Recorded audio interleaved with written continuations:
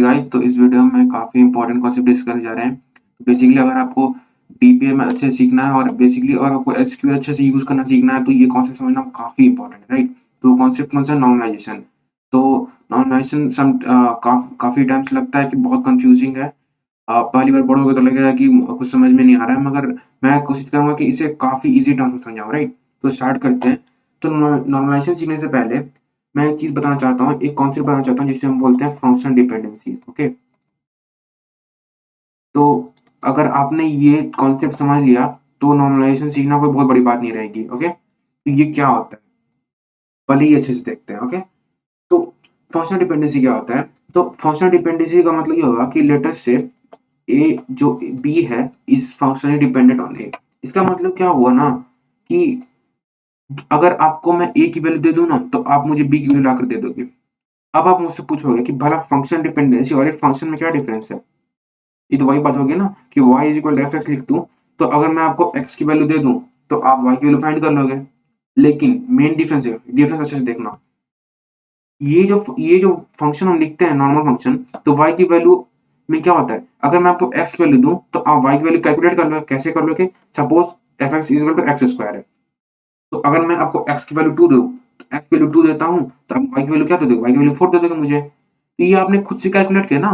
लेकिन functional dependency में ये डिफरेंस आ जाती है कि आप यहाँ पर कैलकुलेट नहीं करते, आप b की वैल्यू फाइंड करते हो। कहाँ से फाइंड करते हो? आप टेबल से फाइंड करते हो। ओके? तो let us take an example. तो मेरा क्या कहना हुआ कि इसमें आप क्या कर रहे हो? आप खुद से y की वैल्यू कैलकुलेट कर रहे हो, राइट? लेकिन इसमें ऐसा होता है कि लेट अस से हमारे पास 2 कॉलम है C1 और C2। इसमें आपके पास वैल्यूज़ है A, B, C, D और इसके अक्रॉस वैल्यू है 1, 2, 3, 4। अब मैं आपको बोल दूँ कि अगर मैं आपको ए ए दे देता हूँ, आपको मैं सपोज़ ए देता हूँ, तो आप इसके अक्रॉस वैल्यू फाइंड करके दे दो, तो आप क्या 1 नहीं दे सकते?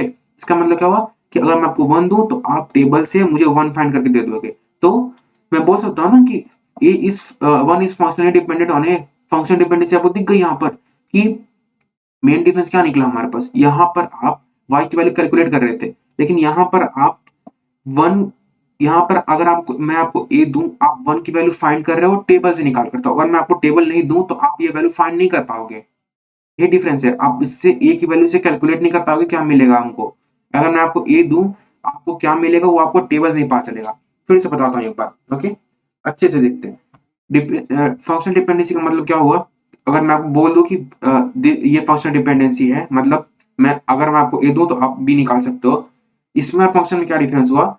इसमें भी तो वही होता है ना कि अगर मैं आपको x दूँ, तो आप y निकाल सकते हो, लेकिन इसमें आप y कैलकुलेट करते हो। जैसे एक्स स्क्वायर कैलकुलेट कर लिया हमने। लेकिन फंक्शनल डिपेंडेंसी में जैसे मैं बी कैलकुलेट करना, तो मैं बी कैलकुलेट नहीं करूँगा, मैं बी फाइंड करता हूँ। कहाँ से? टेबल से फाइंड करता हूँ। तो जैसे कि मैं अगर आपको ए देता हूँ, तो आपको क्या मिलेगा? 1 मिलेगा, और ये 1 आपने कहाँ से फाइंड किया? टेबल से फाइंड किया, राइट? ये फंक्शनल डिपेंडेंसी होगी। तो हम कह सकते हैं कि यहाँ पर ए और 1 के पीछे फंक्शनल डिपेंडेंसी है, और मैं आपको ए देता हूँ, तो आप 1 निकाल सकते हो, राइट? तो कुछ ऐसा हो जाएगा, एफ ए और यहाँ पर 1। तो मैंने आपको ए दिया, तो आपको 1 मिल गया। लेकिन अगर मैं आपको ऐसा कर दूँ, सपोज़ इधर बी की जगह ना मैं फिर से ए ही लिख दूँ। अब मैं आपको बोल दूँ कि अगर मैं आपको ए देता हूँ, आप मुझे उसकी वैल्यू फाइंड करके दिखाओ, आपको क्या मिलने वाला है? क्या आप फाइंड कर सकते हो? यहाँ तो भाई ए से 1 भी मिल रहा है, यहाँ से 2 भी मिल रहा है। क्या आप फाइंड कर सकते हो? नहीं कर सकते, राइट? तो यहाँ पर फंक्शनल डिपेंडेंसी एक्जिस्ट ही नहीं करती। ओके? ये बात हो गई। तो ये क्या हो सकता है? अच्छा, ये बात अच्छे से याद रखना कि ऐसा हो सकता है, उल्टा हो सकता है कि अगर मैं आपको ए दूँ ना, तो आपको अगर मैं आपको ए दूँ, तो आपको 1 मिल रहा है। तो ऐसा भी हो सकता है कि अगर मैं आपको बी दूँ, तो तब भी आपको 1 मिल रहा है। तो डिफरेंट एक्स से आपको वाई मिल सकता है। डिफरेंट वैल्यूज़ से आपको सेम वैल्यूज़ मिल सकती हैं। लेकिन सेम वैल्यू से ए से आपको 1 भी और ए से आपको 2 भी नहीं मिलना पॉसिबल नहीं है, राइट? तो ये फंक्शनल डिफरेंस एग्जिस्ट करती है, तो ये वैल्यू पॉसिबल नहीं है, ये पॉसिबल है। ओके? तो ये हुआ फंक्शनल डिपेंडेंसी। आई होप आपको अच्छे से समझ में आया। तो फंक्शनल डिपेंडेंसी एक बार फिर से अच्छे से देख लेते हैं। फंक्शनल डिपेंडेंसी क्या होता है? क्विकली रिवीजन कि अगर मैं आपको एक वैल्यू दे दूं, फंक्शनल डिपेंडेंसी ये वैल्यू दे दूं, तो आप दूसरी वैल्यू कैलकुलेट कर सकते हो टेबल से ही। ओके? तो ये हो गए फंक्शनली डिपेंडेंट हो गए। तो बी क्या हो गया हमारा? Functionally dependent variable, right? और ए हमारा होता है, शायद इसे डिस्क्रिमिनेंट बोलते हैं। तो ए डिपेंडेंट होता है और बी इस पे डिपेंडेंट होता है, राइट? तो बी की वैल्यू हम ए से फाइंड कर सकते हैं। तो ये हो गया हमारा फंक्शनल डिपेंडेंसी। अब देखते हैं भला इसका यूज क्या है नॉर्मलाइजेशन में। ओके? पहले नॉर्मलाइजेशन होता क्या है? नॉर्मलाइजेशन ना एक काफी यूजफुल कॉन्सेप्ट है जो हम डीबीए से यूज करते हैं। इसका मेन यूज होता है टू रिड्यूस रिडंडेंसी। रिडंडेंसी भैया ये क्या रिडंडेंसी क्या होता है? तो आपने काफी बार सुना होगा term redundant data. Redundant data क्या होता है? तो अगर मैं सिंपल हिंदी टर्म से बोलूँ ना, तो रिपीटेड डेटा। डेटा जो बार बार लिख रहे हो आप, उसे रिडंडेंट डेटा बोलते हैं। एग्जाम्पल देता हूँ, बहुत अच्छा एग्जाम्पल देता हूँ। सपोज हमारे पास कोई एम्प्लॉय टेबल है, ओके। आपके पास एक डिपार्टमेंट के एम्प्लॉयज हैं, सपोज लेट अस से वो डिपार्टमेंट, मैं एग्जांपल लेता हूँ कि सेल्स डिपार्टमेंट है, लेट अस से, ओके। यहाँ पर आपकी एम्प्लॉय आईडी है, यहाँ पर आपके एम्प्लॉय नेम है। आपके पास एक टेबल है कुछ ऐसा, एक रफ टेबल बना देता हूँ मैं। एम्प्लॉय नेम है, ओके। इसके बाद आपकी लेट अस से यहाँ पर आपको दे दिया डिपार्टमेंट। उसके बाद क्या दे दिया आपका? Department ID. और तीसरा क्या देते हैं मैंने आपको? डिपार्टमेंट का लेटर से लीड, मतलब डिपार्टमेंट के जो हेड है। अब क्या इसमें प्रॉब्लम हो गई? अगर मैं ऐसा दे दूं दैट आईडी तो यूनिक हुई, चलो एम्प्लॉयमेंट लेटर से 1 2 3 आईडी है, नेम कुछ एक्स है, ये वाई है, कुछ जेड है। डिपार्टमेंट लेकिन देख लो, डिपार्टमेंट सब तो सेल्स की है ना, राइट? तो सेल्स लिख दोगे, सबके सेम वैल्यू आ गए। डिपार्टमेंट, सबके डिपार्टमेंट सेम है, तो डिपार्टमेंट आईडी भी सेम होगी। लेटर से 1 2 3 लिख देता हूँ, सबकी आईडी 1 2 3 है। डिपार्टमेंट लीड भी सेम ही रहेगी, तो एबीसी है तो सारे एबीसी रहेंगे। आप देख रहे हो एक चीज कि सारे वैल्यूज रिडंडेंट हो रहे हैं। इससे प्रॉब्लम क्या होती है ना कि एक तो ये हो गया ना कि हमें अगर ऐड करनी है वैल्यूज, तो अगर मैं नई वैल्यूज ऐड करूँ ना, जैसे मैंने एक और वैल्यू ऐड करनी है यहाँ पर कुछ, तो मुझे ये सारी इन्फॉर्मेशन दोबारा देने पड़ेंगे। भाई सबके सेम ही है लेकिन मुझे इन्फॉर्मेशन बार बार देने पड़ रहे हैं, तो क्या ये बेनिफिशियल हमारी नहीं है ना? हमें टाइम वेस्ट हो रही है, रिसोर्सेज वेस्ट हो रहे हैं। और क्या प्रॉब्लम हो सकती है? ये हमने सेल्स का इन्फॉर्मेशन के लिए डेटा टेबल बना लिया। सेल्स का इन्फॉर्मेशन के लिए हमने टेबल बनाया था। अब अगर मैं चाहूँ ये तीनों एम्प्लॉयज लेटर से, इन तीनों एम्प्लॉयज ने हमारी कंपनी छोड़ दी, तो इन तीनों डेटा हमें निकालना है। अगर मैं इन तीनों के डेटा ही निकाल दूं, इन तीनों की इन्फॉर्मेशन निकाल दूं, तो इसका मतलब क्या? हमारे पास सेल्स का जो इन्फॉर्मेशन था सारे लॉस्ट हो गए। सेल्स का इन्फॉर्मेशन बचे ही नहीं हमारे पास। तो ये दूसरी प्रॉब्लम आती है, राइट? तो ये सर कुछ प्रॉब्लम आते हैं। तो इसका मतलब रिडंडेंट डेटा हमारे लिए एकदम बेनिफिशियल नहीं है, राइट? तो हमें रिडंडेंसी हटानी है। तो ये हटाते कैसे हैं? तो तो इसी को हटाने के लिए हमारे पास प्रोसेस होता है नॉर्मलाइजेशन। मैंने प्रॉब्लम्स देख ली, अब हम उसके सॉल्यूशन देखते हैं। अब देखो नॉर्मलाइजेशन क्या होता है। तो नॉर्मलाइजेशन काफी तरह के होते हैं। तो पहले देखते हैं नॉर्मलाइजेशन के टाइप्स क्या होते हैं।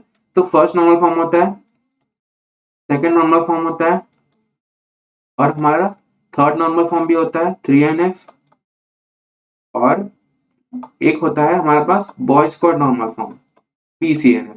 और इसके अलावा हमारे पास 4NF और 5NF भी होते हैं। ये भी अंतिम में थोड़ा सा देख लेंगे क्या होता है, राइट? तो ये हमने देख लिया।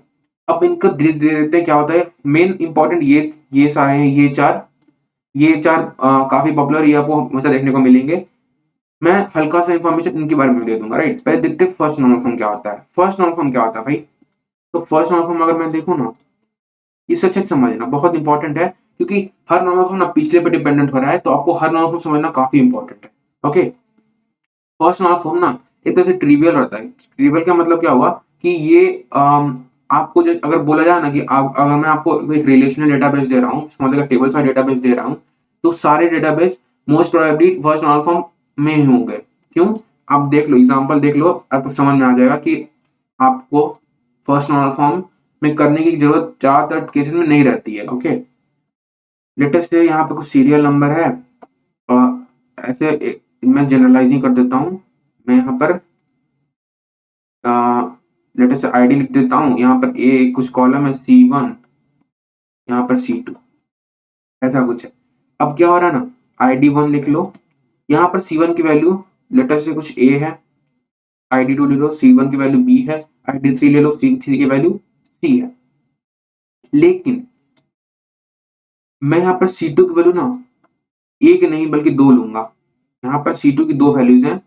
लेटेस्ट से ऐसा करता हूं मैं, एक एक एग्जांपल लेता हूं तो आपको अच्छे से समझ में आएगा ये कब होता है, ओके। तो लेटेस्ट से हमारे पास कस्टमर्स की आईडी है, लेटेस्ट से कोई ऑनलाइन वेबसाइट है जहां पर हम स्टडी के कोर्सेज खरीद रहे हैं, ओके, ऑनलाइन कोर्सेज खरीद रहे हैं। अब किसी कस्टमर है हमारे पास, कस्टमर ए कस्टमर ने दो कोर्सेज खरीदे, यहाँ पर कोर्सेज है हमारे पास। एक कस्टमर ने मल्टीपल कोर्सेज हो सकते हैं, तो ए के पास सपोज दो कोर्सेज हैं, कोर्स 1 और कोर्स 2। बी के पास भी दो कोर्सेज हैं, कोर्स 2 और कोर्स 3, और सी के पास भी दो कोर्सेज हैं, कोर्स 3 कोर्स 4। ऐसे और भी एग्जांपल हो सकते हैं, 4 और डी में दे देता हूँ, और लेटर से इसके पास एक ही कोर्स है, राइट। सबके दो कोर्स होना इंपॉर्टेंट नहीं है, मैं बस एग्जांपल दिखाना चाह रहा हूँ, ओके। सबके दो कोर्स होना इंपॉर्टेंट नहीं है, मैं बता रहा हूँ कि हो सकते हैं। तो यहाँ मैं बी के बैठाई देता हूँ ताकि ऐसा ना लगे कि सबके होना जरूरी है। मैं बताना चाह रहा हूँ कि ऐसे वैल्यू से। अब देखो, अब प्रॉब्लम क्या हो रही ना, जरूरी नहीं कि दो ही हो, यहाँ C3 C4 C5 भी हो सकता है, ओके। तो अब मैं बताने क्या चाह रहा हूँ इससे, ये जो टेबल है ना, इसमें प्रॉब्लम क्या है, हमारे पास मल्टी वैल्यूड एट्रीब्यूट है, मल्टी वैल्यू एट्रीब्यूट। इससे इससे क्या दिख रहा है ना कि हर कॉलम, हर जो ये जो कोर्सेज की जो हमारे पास कोर्सेज के जो कॉलम है ना, उसमें हर रो में एक वैल्यू नहीं है, हर रो में मल्टीपल वैल्यूज भी आ सकती है, राइट। यहाँ पर एक रो में दो वैल्यूज है, यहाँ पे एक रो में तीन वैल्यूज है, सिंगल वैल्यू तो है भी, लेकिन एक वैल्यू भी है, दो वैल्यू भी है, तीन वैल्यू है, मल्टीपल वैल्यूज है, राइट। ये जो हमारा टेबल है ना, ये फर्स्ट नॉर्मल फॉर्म में नहीं है, ओके। तो फर्स्ट नॉर्मल फॉर्म स्पेसिफाई क्या करता है, फर्स्ट नॉर्मल फॉर्म ये बोलता है ना कि हमारे हर कॉलम के जो वैल्यूज है ना, वो हर कॉलम के वैल्यूज जो होते हैं ना, वो सिंगल वैल्यू होते हैं, वो मल्टीपल वैल्यू नहीं होते। इसका मतलब कि हर जो ब्लॉक रहेगा वो एक ही वैल्यू कंटेन करेगा। तो यहाँ पर जो हर रो में हर कॉलम की वैल्यू एक ही रहेगी। तो का क्या मतलब हुआ कि कोई भी हमारे पास मल्टी वैल्यूड कॉलम नहीं बचेगा, मल्टी वैल्यूड एट्रीब्यूट बचेगा ही, मतलब हर कॉलम, हर रो के क्रॉस, जैसे मान लो ID1 है, इसके क्रॉस भी एक ही वैल्यू रहेगी, ID2 के क्रॉस भी एक ही वैल्यू रहेगी, 3 के क्रॉस भी एक ही वैल्यू रहेगी। समझ लो ना कि हर रो में हर कॉलम की वैल्यू एक ही रहेगी। तो ये होता है हमारा फर्स्ट नॉर्मल फॉर्म। तो भला इस टेबल को हम फर्स्ट नॉर्मल फॉर्म में कन्वर्ट कैसे करें? बहुत ही सिंपल है, मैं दिखाता हूँ। ये काफी सिंपल है। ये आप क्या कर सकते हो, 1A C1 कर दो एक, और इसके बाद ना आप एक कॉलम ऐड कर दो, आप एक रो ऐड कर दो, और सेम 2A C2 कर दो, ओके। तो ये देखा आपने क्या किया, ये मैंने क्या किया, मैंने इस मल्टी वैल्यू एट्रीब्यूट को सिंगल वैल्यू बना दिया, मतलब इसकी एक ही वैल्यू है, और हर कॉलम, हर रो में हर कॉलम की वैल्यू एक ही आ रही है। सेम थिंग इधर तो एक ही रह जाएगी, राइट, C3 रह जाएगी, और मैं C3 कर देता हूँ अच्छे से दिखे आपको। और लेटेस्ट से इसे मैं ऊपर ले चलता हूँ ताकि अच्छे से दिखे, ओके। अब क्या मैं कर सकता हूँ, हर जो इधर तीन तीन वैल्यूज थी, जो तीन वैल्यूज थे ना हमारे पास, तो मैं यहाँ पर कॉलम इंक्रीज कर दूंगा C के लिए, पहले में C3 के बाद दूसरे में क्या लूंगा C4, ऐसे C5 ले लूंगा। तो ये हमने क्या किया, ये हमने जो बनाया ना, ये जो टेबल है, ये हमारा फर्स्ट नॉर्मल फॉर्म में है, ये हमारा फर्स्ट नॉर्मल फॉर्म में है, ओके। तो अब ये क्वेश्चन अराइज होता है कि भला ये मल्टीपल एट्रीब्यूट्स हमारे पास प्रॉब्लम क्या आ रही है, राइट। तो ये इसलिए ना, क्योंकि अगर मैं आपको पूछ दूं कि अगर अगर मैं आपसे पूछ दूं कि तो ये रहना, ये करना जरूरी क्यों है, तो बेसिकली कोई बहुत बड़ी रीजन नहीं है इसकी, कोई स्पेसिफिक रीजन नहीं है। हालांकि जो आगे से सेकंड नॉर्मल थर्ड नॉर्मल पढ़ेंगे उसकी अच्छी अच्छी रीजन है, मैं इसकी ये रीजन रहती है कि हमारे टेबल को ये कॉम्प्लेक्स कर देता है, राइट। आप ही सोच के देखो ना कि अगर हम मल्टीपल एट्रीब्यूट अलाउ करें, तो हो सकता है ना कि एक में बहुत सारी वैल्यू आ जाए, 10,000 15,000, तो वो समझ रहे हो डाटा से जो टेबल बनेगा वो कितना कॉम्प्लिकेट हो जाएगा। और टेबल का हम यूज क्यों करते हैं, सिंप्लीफाइड व्यू के लिए, राइट।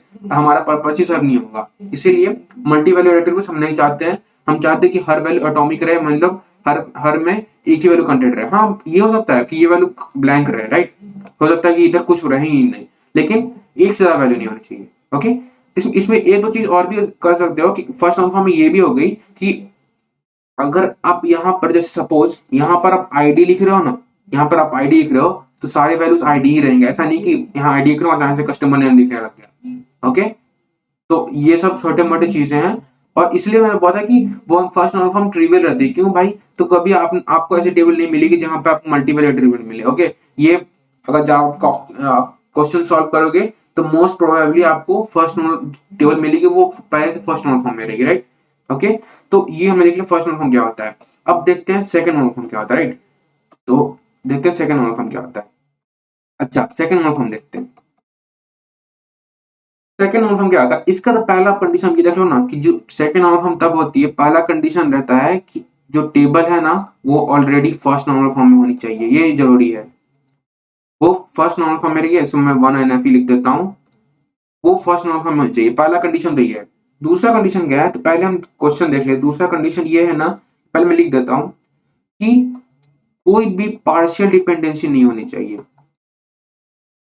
पर्सनल डिपेंडेंसी हमने देख लिया, राइट?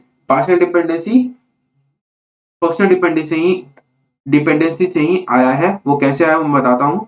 पार्शियल डिपेंडेंसी, तो पार्शियल डिपेंडेंसी नहीं होनी चाहिए। तो इसका क्या मतलब हुआ? पार्शियल डिपेंडेंसी किसके साथ होनी चाहिए? तो कोई भी partial dependency with a subset of candidate की। तो ये हो गई इसकी बुकिश डिफिनेशन, राइट? इसको मैं अच्छे समझाता हूँ, एकदम लेमन टर्म्स में बताता हूँ। तो पहली चीज तो हो गई कि table one first normal form में होते हैं, वो हमने काफी चीज देख लिया। दूसरी चीज क्या है कि पार्शियल डिपेंडेंसी नहीं होनी चाहिए with candidate subset of candidate की। तो ये लिखना थोड़ा गलत हो गया कि मैंने पार्शियल भी लिख दिया और सबसेट भी लिख दिया। तो ऐसा समझना, पार्शियल डिपेंडेंसी नहीं रहनी चाहिए। और इसका क्या मतलब होता है कि functional dependency with a subset of candidate की, राइट? पार्शियल डिपेंडेंसी का ये मतलब होता है कि किसी भी सबसेट ऑफ कैंडिडेट के साथ फंक्शनल डिपेंडेंसी नहीं चाहिए। इसका मतलब समझो, अच्छे से समझना, राइट? अब देखना, मैं टेबल बना समझाता हूँ, बहुत अच्छे समझाऊंगा। तो ये देखना, हमारे पास कॉलम्स हैं C1 C2 जैसे अब तक लेते आए हैं।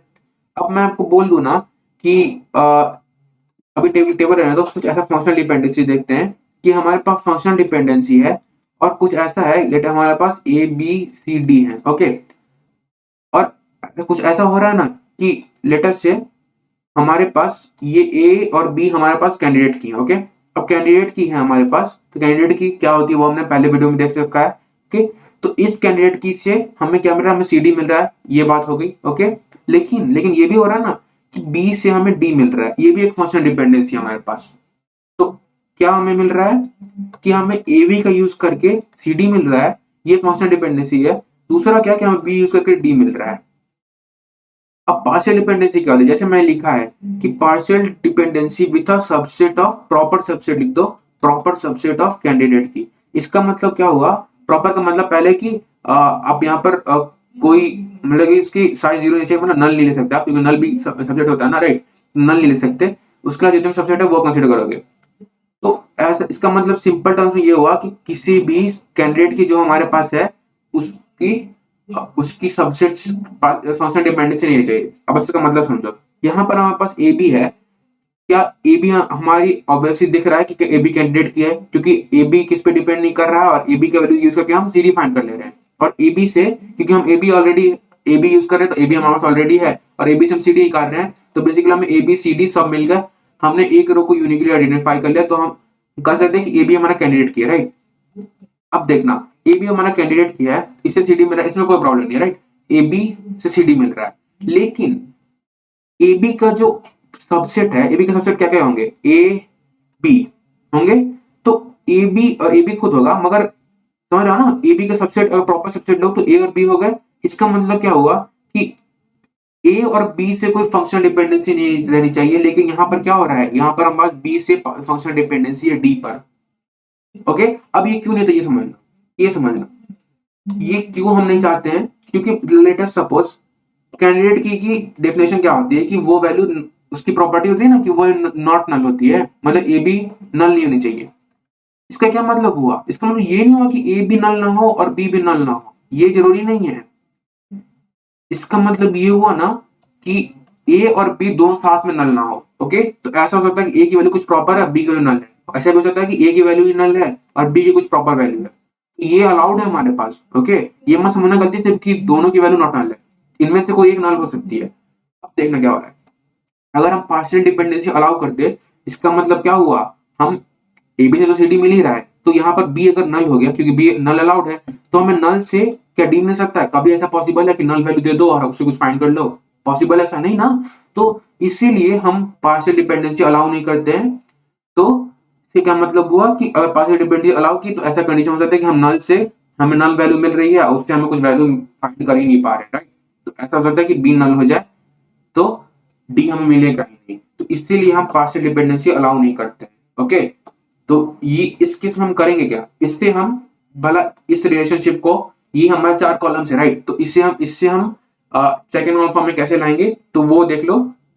इससे हम क्या कर देंगे, क्योंकि हमारे पास बी से डी डिपेंडेंट है, तो हम क्या करेंगे ना, एक टेबल एबीसी बना लेंगे, जिसमें ये चारों रो रहेंगे हमारे पास, ये तीनों रो रहेंगे ए बी और सी। दूसरा क्या कर लेंगे, हम एक और टेबल बना लेंगे बी और डी। ओके, अब देखना, अब हमने हटा दिया है क्या, फंक्शनल डिपेंडेंसी, राइट? यहाँ पर बी भी क्या है, प्रॉपर इस टेबल के लिए प्रॉपर कैंडिडेट की है, और यहाँ पर ए बी तो पहले से प्रॉपर कैंडिडेट की था, राइट? यहाँ पर ये इस ए बी का सबसेट नहीं है। ओके, सबसेट तो ऐसे आप बोलो तो ए बी को ले सकते हो, लेकिन प्रॉपर सबसेट की बात चल रही है, तो आप ए बी और फिर इससे स्मॉलर रहते उनको लो, लेकिन आप समझ रहे हो ना कि इसके प्रॉपर सबसेट से फंक्शनल डिपेंडेंसी अब नहीं बची हमारे पास, क्योंकि हमने इसे अब ये कैंडिडेट की बच चुका है, ये सबसेट नहीं रहा अब, और ये भी तो पहले से कैंडिडेट की था ही हमारा, राइट? तो ये हो गई सेकंड नॉर्मल फॉर्म, राइट? अब देखते हैं थर्ड नॉर्मल फॉर्म क्या होती है। थर्ड नॉर्मल फॉर्म क्या होगी, अच्छे से देखना। थर्ड नॉर्मल फॉर्म में पहली जैसे उसमें थी कि फर्स्ट नॉर्मल फॉर्म में चाहिए, इसमें भी रहनी चाहिए। पहली पॉइंट ये है कि हमारी table already second normal form में रहनी चाहिए। ओके, और ये अगर सेकंड नॉर्मल फॉर्म में, इसका मतलब ये ऑटोमेटिकली इंप्लाइड है कि ये फर्स्ट नॉर्मल फॉर्म में भी है, राइट? तो थर्ड नॉर्मल फॉर्म में सेकंड नॉर्मल फॉर्म में रहना चाहिए। दूसरी क्या बात हुई ना, दूसरी बात ये है कि हमारे पास ट्रांजिटिव डिपेंडेंसी नहीं रहनी चाहिए। अब ये क्या टर्म है भाई, ट्रांजिटिव डिपेंडेंसी, इतने बड़े बड़े टर्म्स क्यों लिख रहे हो? तो आपको ये ट्रांजिटिव डिपेंडेंसी देख कर लग रहा है कि काफी मुश्किल टर्म है, लेकिन बहुत आसान है। इसका मतलब क्या हुआ कि ट्रांजिटिव प्रॉपर्टी आपने पहले पढ़ रखा, मैथ्स में पढ़ा होगा। ट्रांजिटिव कुछ ऐसा होता है कि ए से बी मिल रहा है और बी से सी मिल रहा है, तो हमें ए से सी मिल जाएगा, इसे ट्रांजिटिव प्रॉपर्टी बोलते थे। तो कुछ कुछ ऐसा ही, ये देख लो क्या हो रहा है। लेटर से हमारे पास कुछ ऐसा वैसा ही कुछ है, हमारे पास कोई टेबल है जहाँ पे ये 4 कॉलम्स हैं। अच्छा, अब वो क्या रहा है ना कि ए बी से हमें सी मिल रहा है और सी से हमें डी मिल रहा है, ऐसा कुछ है हमारे पास। ऐसा कुछ हमारे पास क्या है, हमारे पास एक हमारे पास फंक्शनल डिपेंडेंसी है। क्या है कि ए बी से हमें सी मिल रहा है और सी से हमें डी मिल रहा है। अब देखना क्या हो रहा है, हमें ए बी से सी मिल रहा है, ए बी क्या किसी से मिल रहा है, ए बी इंडिपेंडेंट है, राइट? तो इसका मतलब क्या हुआ, ए बी जो है हमारा प्राइम वैल्यू है, प्राइम एट्रीब्यूट है, और जो हमारे सी और डी हो गए ना, वो नॉन प्राइम एट्रीब्यूट है। तो ये टर्म मैं बताना भूल गया, लेकिन याद रखना कि जो इंडिपेंडेंट वेरिएबल्स रहते हैं, बेसिकली जो कैंडिडेट की रहते हैं, कैंडिडेट की पे जितने भी कॉलम्स हैं वो सारे प्राइम एट्रीब्यूट्स हैं, और जो बाकी जो बचे वो जो डिपेंडेंट है एट्रीब्यूट्स हैं वो सारे नॉन प्राइम एट्रीब्यूट्स है, राइट? तो ये टर्म याद रखना, ये मैं ऊपर बताना भूल गया, मगर यहाँ पर देख लो। इसका मतलब क्या हुआ, ए बी हमारे इंडिपेंडेंट एट्रीब्यूट्स हैं, ये कैंडिडेट की हैं, कैसे वो हमने देख लिया ऑलरेडी।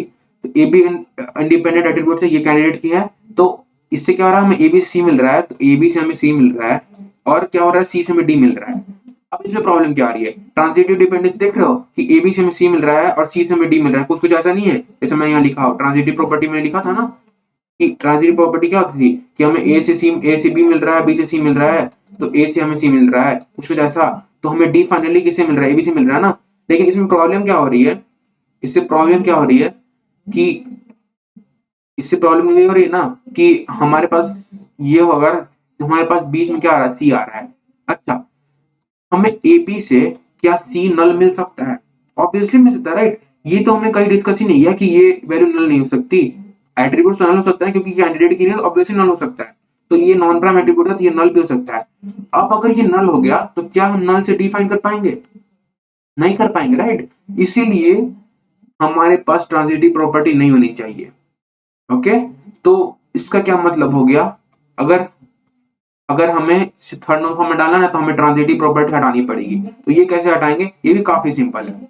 अब क्या हो रहा है, हमें एबी से सी मिल रहा है, हम एबीसी एक बना लेंगे, एक टेबल जहां पर एबीसी हमारे पास, और दूसरी टेबल बनानी है जहां पे सी से डी मिल रहा है। अब ये दोनों इंडिपेंडेंट टेबल्स, ओके। तो ये क्या हो रहा है कि हम ए बी से सी मिल रहा है और ऑब्वियसली, और यहाँ पर सी हमारा नया कैंडिडेट की बन गया, यहाँ पर सी अब नॉन प्राइम नहीं रहा, राइट, ये कैंडिडेट की बन गया और इससे हमें डी मिल रहा है। तो अब ट्रांजिटिव डिपेंडेंसी हट गई, हमें नया टेबल मिल गया, ये हमने थर्ड नॉर्मल फॉर्म में कन्वर्ट कर दिया, ये आ गया थर्ड नॉर्मल, राइट। और एक और हमें इंपॉर्टेंट चीज पढ़नी है, वो क्या होगा, Boyce Codd normal form, okay. तो BCNF बोलते हैं इसे, बॉयज कॉड नॉर्मल फॉर्म। अब ये क्या होता है भाई, तो अब तक हमने देखते, अब तक हम क्या देखते आए, अब तक हम जितने भी देखते हैं उसमें कहीं हमने ये डिस्कस किया कि लेटर से इस साइड कुछ है, बोल देता हूँ एक्स है इधर वाई, ये जो एक्स है ये प्राइम भी हो सकता है, ये नॉन प्राइम भी हो सकता है, राइट। ये हमने देखा ना, ये प्राइम भी नॉन प्राइम भी हो सकता है, जैसे हमने यहाँ देखा ये नॉन प्राइम हो सकता है। और ये जो वाई होता है, ये तो हमें देख रहे हैं कि अब तक कि ये नॉन प्राइम चल रही है, अब तक हम देखते आ रहे हैं, क्या हमने वो केस डिस्कस किया जहां पर वाई प्राइम था। इसका मतलब क्या हुआ कि कोई कैंडिडेट की भी डराइव हो रही है। तो एग्जांपल देख लो, एग्जांपल में दिखाता हूं सिंपल सा, ABC है हमारे पास, AB से हमें C मिल रहा है और क्या हो रहा है ना, C से हमें B मिल रहा है। अब देखना क्या हो रहा है, ये चीज देख लो, ये चीज कहीं डिस्कस नहीं हुई कि अभी तक किसी नॉर्मल फॉर्म में ये डिस्कस नहीं किया कि हमें चीज से कोई की ही मिल रही है तो क्या फर्क पड़ रहा है, ओके। ये चीज से देखना।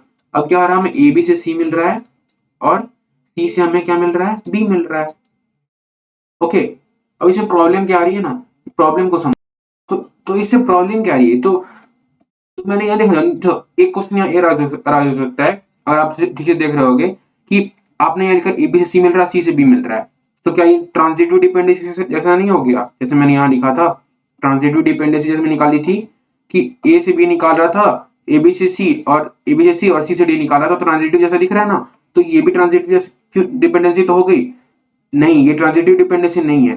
तो BCNF में ये भी होता है कि पहली चीज जैसे अब तक करते आ रहे हैं, पहली चीज ये भी होती है कि हमारा जो टेबल है ना वो थर्ड नॉर्मल फॉर्म में ऑलरेडी है, ये थर्ड नॉर्मल फॉर्म में है। ये क्यों थर्ड नॉर्मल फॉर्म में है, तो देखना AB से हमें C मिल रहा है, ओके, और हमें क्या मिला, C से B मिल रहा है। अब बोलोगे ट्रांजिटिव क्यों नहीं है, ट्रांजिटिव इसलिए नहीं है ना क्योंकि ये जो C से D मिल रहा था, ये जो C से D मिल रहा था, इसमें जो C था वो नॉन प्राइम था, लेकिन यहाँ पर C से हम B निकाल पा रहे हैं, तो इसका मतलब C प्राइम एट्रीब्यूट है एक्चुअली।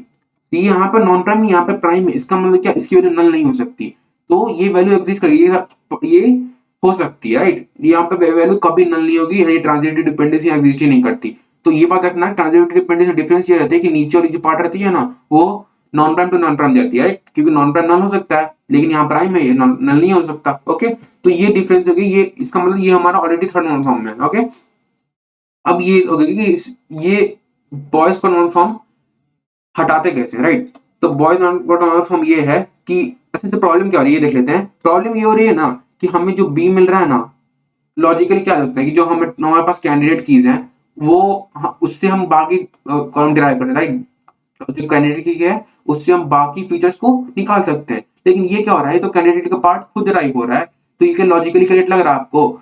ऐसे ही देख लो ना, हमारे पास कैंडिडेट की कौन कौन से आ गए, तो हम ए बी से सी निकाल रहे हैं, तो हमारे पास एक कैंडिडेट की ए बी आ गया, दूसरा क्या हो रहा है, हम ए सी से बी निकालते, एक कैंडिडेट की हमारे पास ए सी आ गया, ओके।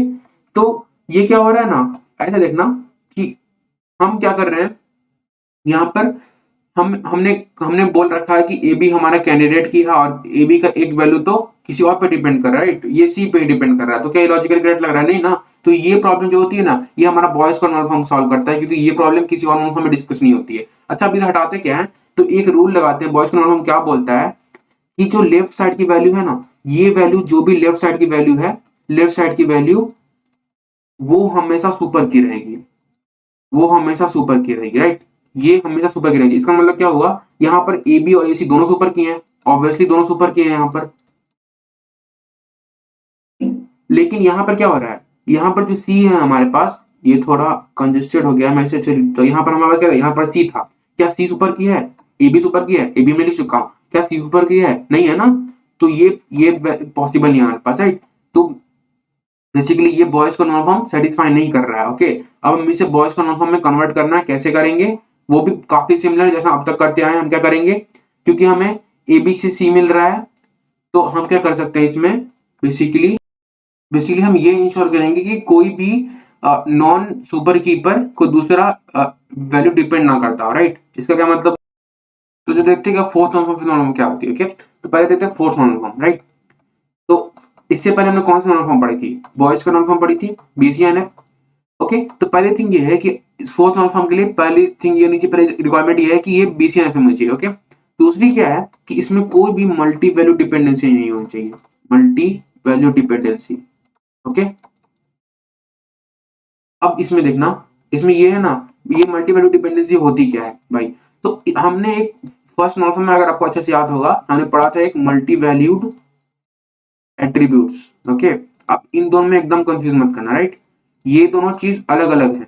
ये मल्टी वैल्यूड एट्रीब्यूट्स क्या था कि एक ही एट्रीब्यूट की, जैसे कोर्स था हमारे पास, इसमें क्या था, हमारे पास एक रो में मल्टीपल कोर्सेज थे, C1 C2, यहाँ पे C3 C4 C3 C5, ऐसा कुछ कुछ था, मतलब एक ही कोर्स के मल्टीपल वैल्यूज थे, ये था मल्टीपल एट्रीब्यूट्स। इन दोनों में बहुत डिफरेंस है, ये इनको इससे कंफ्यूज मत करना, राइट। मल्टीपल डिपेंडेंसी होती क्या है, तो ये देखना, सपोज मेरे पास वही कस्टमर है, वन है। इस कस्टमर के लिए मेरे पास, इस कस्टमर का 3 कोर्सेज है, सपोज इसने 3 कोर्सेज खरीदे, C1 C2 C3, ये कोर्सेज है इसके, ओके। अब इस कस्टमर की 3 वैल्यूज भी हैं, और इन कस्टमर की 3 वैल्यूज नहीं, 3 हॉबीज भी हैं। सपोज मैंने एक नया कॉलम इंट्रोड्यूस किया, नया एट्रीब्यूट इंट्रोड्यूस की, कौन सी, हॉबीज। क्या क्या हॉबीज है, इस बंदे की स्विमिंग भी है, इसकी रीडिंग भी है, और क्या है, इसकी हॉबी गेमिंग भी है। अब देखो, अगर मैं आपको बोल दूं ना कि इस वन के लिए टेबल क्रिएट करो, तो आप क्या करोगे, सबसे बेसिक चीज क्या करोगे, इन तीनों को साथ में ले लो, मतलब कस्ट आईडी, इसके साथ क्या करोगे, यहाँ पर कोर्स दे दो, और इसके साथ क्या दे दो, फाइनली हमें इसकी जो हॉबी है वो दे दो। अगर मैं ये टेबल बनाऊं तो आप देख सकते हो, जस्ट गेस करो कितने रोज बनेंगे। अब देखना, वन के साथ C1 C2 C3 भी है। अब क्या मैं वन के साथ C1 के साथ स्विमिंग बना सकता हूँ, फिर वन के साथ स्विमिंग के साथ फिर रीडिंग बनेगी, फिर वन के साथ स्विमिंग के साथ गेमिंग बनेगी, मतलब हर कोर्स के लिए तीनों हॉबीज, C1 के लिए स्विमिंग रीडिंग गेमिंग, C2 के लिए स्विमिंग रीडिंग गेमिंग, C3 के लिए स्विमिंग रीडिंग गेमिंग, मतलब हर कोर्स के लिए 3 बन रहा, मतलब हर 3 के लिए 3, मतलब 3 × 3 बन रहा, मतलब हमारे पास टोटल 9 रोज आ जाएंगी। अब देखो, बंदा एक ही हमारे पास, अब बन रहे 9 रोज, क्या ये जरा भी हमारा ऑप्टिमाइज्ड है, कितनी रिडंडेंसी आ रही है, एक बंदे के लिए हम 9 रोज बना रहे हैं, तो रिडंडेंसी हटाने के लिए क्या करेंगे, इससे हम फोर्थ नॉर्मल फॉर्म में कन्वर्ट करेंगे, ओके। तो इसमें ये भी चीज है कि ये जो कोर्स और हॉबी है, यही तो मल्टी वैल्यू डिपेंडेंसी है, क्योंकि एक के लिए मल्टीपल वैल्यूज आ रही है, इनकी वजह से मल्टी वैल्यू डिपेंडेंसी आ रही है, तो इनकी वजह से अब क्या करेंगे, हम देखो क्या करते हैं, ये जो कोर्स और हॉबी है ये आपस में इंडिपेंडेंट है। इससे क्या मतलब हुआ कि अगर इंडिपेंडेंट, इसका मतलब क्या हुआ कि कोर्स पे हॉबी डिपेंड नहीं करता, ना ही हॉबी पे कोर्स डिपेंड करता है, मतलब कि इन दोनों की वैल्यू से आपस में फर्क नहीं पड़ता, राइट। तो हम क्या कर सकते हैं, इन दोनों को हटा दो, मतलब कि 2 अलग अलग टेबल बना दो, कोर्स दूसरे टेबल में, हॉबी को दूसरे टेबल में, तो इससे फर्क क्या पड़ेगा देखना। अब क्या होगा, अब देखना, यहाँ पर कोर्स आ जाएगा, यहाँ पर हॉबी आ जाएगी, यहाँ पर ऐसे कर दो, क्योंकि हम अलग अलग कर रहे हैं, तो कस्ट कस्ट आईडी हो, कस्ट आईडी कोर्स, ओके, 1 1। हाँ, इस हमारे पास कितने कोर्सेज, 3 कोर्सेज है, C1 C2 C3, ये हमने एक टेबल बनाई। दूसरी टेबल क्या बनेगी, दूसरी टेबल देखना, हमारे पास हॉबीज भी 3 ही है, राइट। तो हॉबीज 3 कैसे बनेंगे, यहाँ पर कस्ट आईडी है और हमारे पास हॉबी है। अब हमारे पास बंदा तो वही है, उसकी 3 हॉबीज कौन कौन सी, स्विमिंग थी, रीडिंग थी और गेमिंग थी, ओके। अब देखो, अब हमने इससे क्या कर दिया, हमने इससे 2 टेबल्स में डिवाइड किया, हमने नॉर्मलाइज कर दिया, तो अब क्या हो रहा है देखना, हर इसमें 1 के लिए कितने वाले रोज हुए, 3 हुए, इसमें 1 के लिए कितने रोज हुए, 3 हुए। हमने रोज को घटा दिया, हमने रिडंडेंसी घटा दी, एक बंदे के लिए हर टेबल में 3 ही रोज ऑक्यूपाई हो रही है, राइट, रिडंडेंसी काफी कम कर दी। दूसरा फायदा देखो, अब क्या होता कि अगर सपोज इस बंदे ने एक और कोर्स खरीद लिया, C4 खरीद लिया, अब इस C4 के लिए भी हर चीज कोर्स, C4 के लिए भी आपके पास 3 हॉबी आती है, 3 हॉबी आती है। इसका मतलब क्या, C4 के लिए SB है, C4 के लिए स्विमिंग भी है, C4 के लिए रीडिंग भी है, C4 के लिए गेमिंग भी है, तो आपको 3 रोज ऐड करनी पड़ती, समझ रहे हो, यहाँ पर आपको 3 रोज ऐड करनी पड़ती। लेकिन यहाँ पर क्या होगा, मुझे C4 करना है, क्योंकि ये C4 से इंडिपेंडेंट है, ये वाली चीज, यहाँ पर C4 का कोई मतलब ही नहीं बनता, कोर्स से इंडिपेंडेंट है अभी, तो मैं C4 से भी यही ऐड करूंगा, मुझे एक रो ऐड करनी पड़ी, बाकी दूसरा टेबल अनइफेक्टेड है, ओके। तो ये हमने क्या कर दिया, ये हमने 4 नॉर्मल फॉर्म में कन्वर्ट कर दिया, जिसकी वजह से रिडंडेंसी काफी घट गई। अब देखना, अब लास्ट नॉर्मलाइजेशन आती है, वो क्या होती है, 5th नॉर्मल फॉर्म, ओके। इसके लिए भी ऑब्वियसली सेम थिंग है कि 4th नॉर्मल फॉर्म होना जरूरी है। दूसरा क्या है ना कि जो हम डिकम्पोजिशन करेंगे मतलब लॉसलेस होनी चाहिए। इसका मतलब क्या हुआ कि अगर हम टेबल को डिकम्पोज करें, सपोज हम क्या कर रहे हैं, अब तक हम जो टेबल ले रहे हैं उसको नॉर्मलाइज करने के लिए बहुत छोटे-छोटे टेबल्स में डिवाइड कर रहे हैं, राइट? अगर हम किसी भी पॉइंट पर इन दोनों को ज्वाइन कर देना, तो जो हमें टेबल मिलने वाला है उसमें कोई एक्स्ट्रा कॉलम ना मिल जाए हमें, ओके? या फिर कोई कॉलम मिसिंग ना चल जाए, ओके? तो इस कॉलम इस तरह की प्रॉपर्टी को फॉलो करता है ना, तो हम बोलते हैं कि हमारा फिफ्थ नॉर्मल फॉर्म में है। फिर से बताता हूँ कि अगर हम कॉलम को डिवाइड कर रहे हैं, तो डिवाइड करने के बाद ऐसे डिवीजन करो कि ज्वाइन करने के बाद जो हमें मिले टेबल उसमें कोई एक्स्ट्रा कॉलम ना आ जाए, ओके? मतलब कोई मिसिंग कॉलम ना रहे, कोई एक्स्ट्रा कॉलम ना आ जाए, तो इस तरह को डिकम्पोजिशन क्या इस तरह के इस तरह कुछ अगर हम नॉर्मलाइज करते तो क्या बोलेंगे, fifth normal form, okay? Okay, तो ये तो हमने बोल दिया, बोलना बड़ा आसान है कि फिफ्थ नॉर्मल फॉर्म में ऐसे कर सकते हो, लेकिन भला ये इंश्योर कैसे करे कि भला यहाँ पर कुछ लॉस ना हो, ओके? मतलब हमें कुछ एक्स्ट्रा कॉलम ना मिल जाए, रो ना मिल जाए, तो ये कैसे पॉसिबल है? तो इसे इंश्योर करने का सबसे इजीएस्ट तरीका जानते हो क्या है? ये करो जैसे हमने ये क्या किया था, हमने यहाँ पर ये किया था ना, हमने यहाँ पर कॉलम हमने यहाँ डिवाइड किया था, तो यहाँ पर एक कॉमन एट्रीब्यूट आई कस्ट आईडी, तो यही होगा जैसे आप डिवाइड करोगे तो एक कॉमन एट्रीब्यूट जो भी कॉमन एट्रीब्यूट रहेगी ना, उस वो कॉमन एट्रीब्यूट को क्या करो आप, कॉमन एट्रीब्यूट जो है वो हमारा कॉम्पोजिट की रहेगा। अगर आप कॉम्पोजिट की को ही कॉमन एट्रीब्यूट बना दो, या फिर उल्टा बोल सकते हो, अगर कॉमन एट्रीब्यूट कॉम्पोजिट की है, तब हमारा जो डिकम्पोजिशन होगा, हम जो डिवाइड कर रहे हैं, नॉर्मलाइज कर रहे हैं, वो फिफ्थ नॉर्मल फॉर्म में होगा, राइट? तो इतना ही था फिफ्थ नॉर्मल में, अब ज़्यादा डीप जाने की जरूरत नहीं है, पर इतना समझ लो कि लॉसलेस नहीं होना चाहिए, ज्वाइन करने के बाद हमें कुछ एक्स्ट्रा रो नहीं मिलने चाहिए, ओके? ऐसा ना हो कि ज्वाइन करते हैं कुछ एक्स्ट्रा रो मिल गया, राइट? तो ये इंश्योर करने का तरीका क्या है, हम जो कॉमन एट्रीब्यूट रखेंगे डिवाइड इनको डिकम्पोज करने के बाद, वो कंपोजिट एट्रीब्यूट रहेगा, जो हमारा जो कॉमन एट्रीब्यूट रहेगा वो कंपोजिट क्यों लिख दिया, कंपोजिट नहीं, आई एम सॉरी, ये होगा हमारा कैंडिडेट की, राइट? तो इसका तरीका होता है कि जो हमारा कॉमन एट्रीब्यूट रहेगा कैंडिडेट की रहेगा, इससे इंश्योर हो जाएगी ना कि हमारे पास कोई मिसिंग वैल्यू भी नहीं है, और ये भी कि हम जो ज्वाइन करेंगे ना तो हमें कुछ एक्स्ट्रा रो ना मिल जाए, ओके? तो ये थे सारे नॉर्मल फॉर्म हमने देख लिए, फर्स्ट नॉर्मल फॉर्म भी देख लिया, सेकंड भी देख लिया, थर्ड भी देख लिया, फोर्थ भी देख लिया, फिफ्थ भी देख लिया, 20 भी देख लिया, राइट?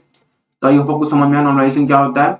मैं ट्राई किया कि मैं इसे सिंपल टर्म्स में समझा सकूं, ओके? तो अगर आपको वीडियो पसंद आए तो don't forget to like and share, and I see you guys in next video. Thank you so much.